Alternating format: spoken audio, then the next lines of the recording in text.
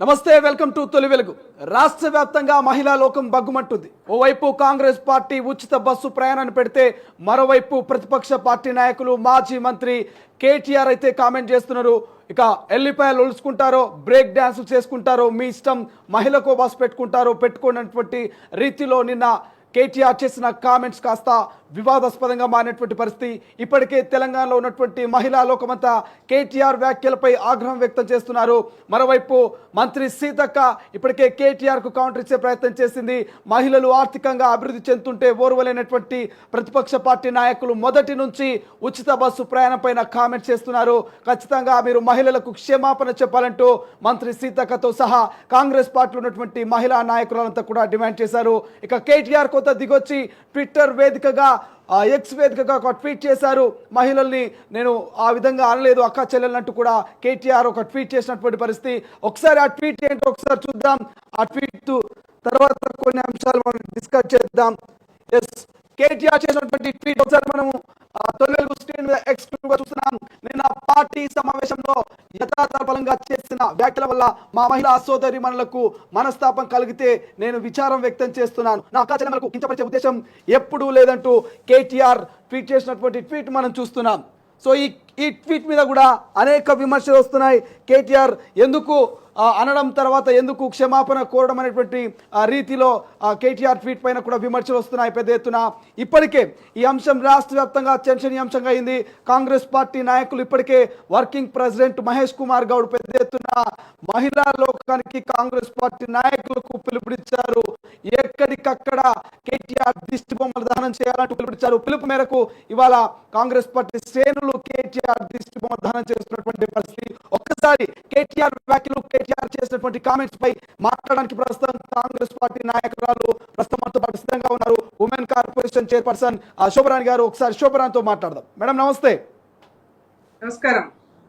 So మీరు నిన్న కేటీఆర్ వ్యాఖ్యలు చూశారు, దానికి కౌంటర్ కూడా ఇచ్చారు రియాక్ట్ అవుతూ. నిజంగా కేటీఆర్ చేసిన వ్యాఖ్యలు చూస్తుంటే ఏమనిపిస్తుంది? ఓవైపు రాష్ట్ర ప్రభుత్వం ఉచిత బస్సు ప్రయాణాన్ని ఎంతో ప్రతిష్టాత్మకంగా మహిళల ముందుకు తీసుకొచ్చామంటుంది. మరోవైపు ఏమో ప్రతిపక్షాలు గతంలో ఆటో డ్రైవర్ల ఆందోళన, ఇప్పుడేమో ఎల్లిపాయలు ఒలుస్తున్నారు, ఇంకొంతమంది బ్రష్ చేస్తున్నారంటూ ఎద్దేవు చేస్తున్నటువంటి పరిస్థితి. ఏం చెప్తారు దీనికి? ఫస్ట్ తొలి వెలుగు ప్రేక్షకులందరికీ కూడా నమస్కారం. ఈరోజు శ్రావణ శుక్రవారం.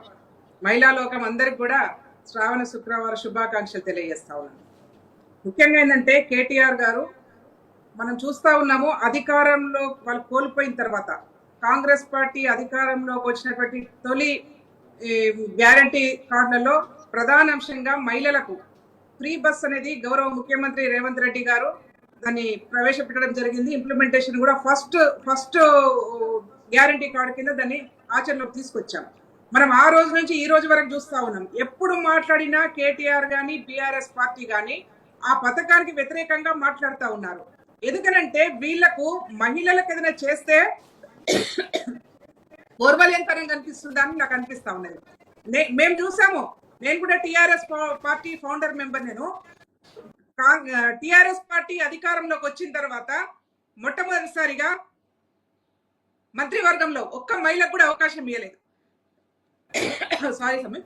అయితే అంతకుముందు ఏంటంటే వీళ్ళు అనేక మార్లు అధికారంలో రాకముందు కేసీఆర్ గారు ఉద్యమ నాయకుడిగా తెలంగాణ రాష్ట్రం కోసం మాట్లాడుతున్నప్పుడు, కొట్లాడుతున్న సమయంలో ఈ రాష్ట్రంలో ఉన్నటువంటి మహిళల్ని సమ్మక్క, సారక్క, చాకలి, ఐలమ్మ, వారి రుద్రమదేవితో పోల్చి అధికారంలో సగభాగం మీకు ఉంటుందని చెప్పేసి, అగ్రభాగాన్ని మిమ్మల్ని ఉంచుతామని చెప్పేసి మాట్లాడినటువంటి వీళ్ళే అధికారంలోకి వచ్చిన తర్వాత మొదటి మంత్రివర్గంలో ఒక్క మహిళకు కూడా అవకాశం ఇవ్వలేదంటే వీళ్లకు మహిళల పట్ల ఉన్నటువంటి చిత్తశుద్ధి ఏందో, మహిళల పట్ల ఉన్నటువంటి గౌరవం ఏందో మనకు అర్థమవుతా ఉంది.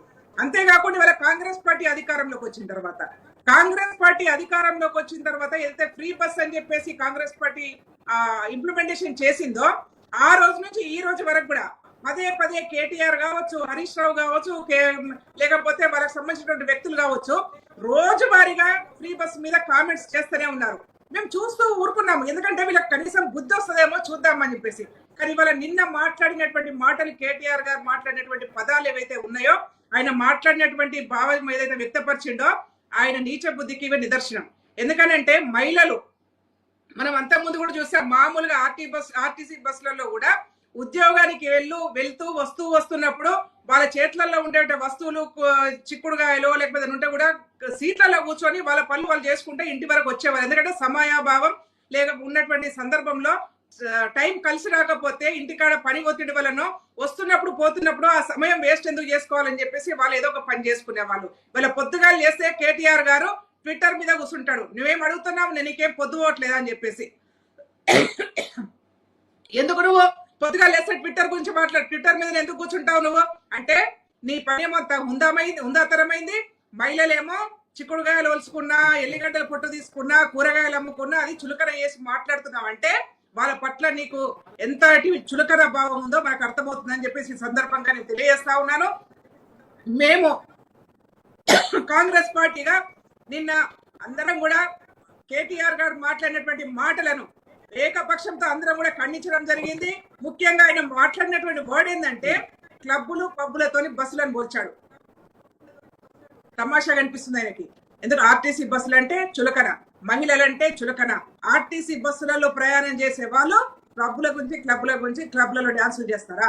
ఈయన పొద్దుగాలు లేస్తే ఈయన ఒక రకుల్ రావుగా పొద్దుగాల లేస్తే ఒక డ్రగ్గిస్ట్ గా ముద్ర వేసుకొని క్లబ్లలో తిరిగినటువంటి అంశం ఇవాళ రాష్ట్ర ప్రజలందరూ కూడా తెలుసు. కానీ ఇవాళ వాళ్ళు ఒక పేద మహిళలు రోజువారీ కూలి చేసుకునే మహిళలు బస్సులలో ప్రయాణం చేస్తున్నటువంటి మహిళల్ని ఒక రకంగా ఆయన ఇండైరెక్ట్ గా క్యాబినెట్ డాన్సులతో పోర్చాడు. ఇది మంచి పద్ధతి కాదని చెప్పేసి కాంగ్రెస్ పార్టీ నుంచి హెచ్చరించాము.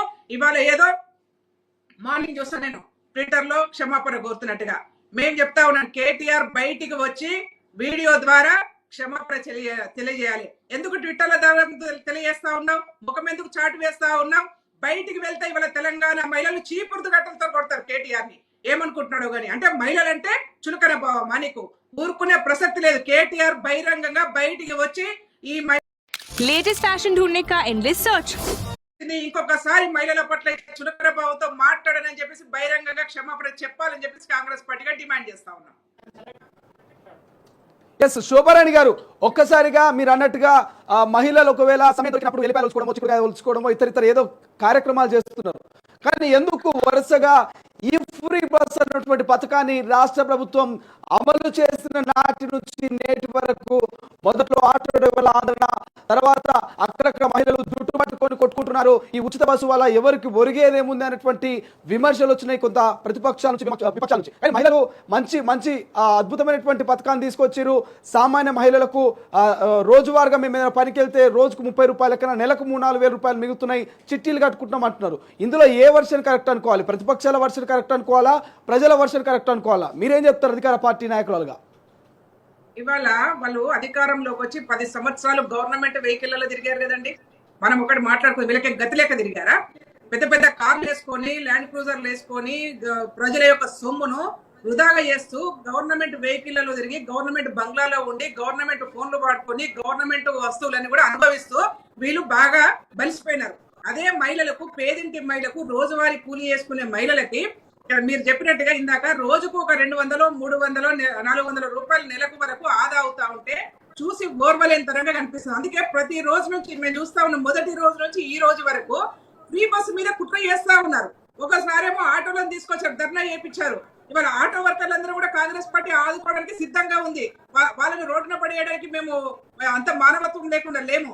కానీ వాళ్ళ మెజారిటీగా 3.5 కోట్ల తెలంగాణ ప్రజల్లో సగభాగంగా ఉన్నటువంటి మహిళలకు ఏదో ఒక మేలు చేయాలి. తెలంగాణ రాష్ట్రంలో ఉన్నటువంటి పేద వర్గాలకు ఎవరికైనా బస్ ఎక్కితే ఫ్రీగా ఉంటది. కానీ వాళ్ళ ఆర్టీసీ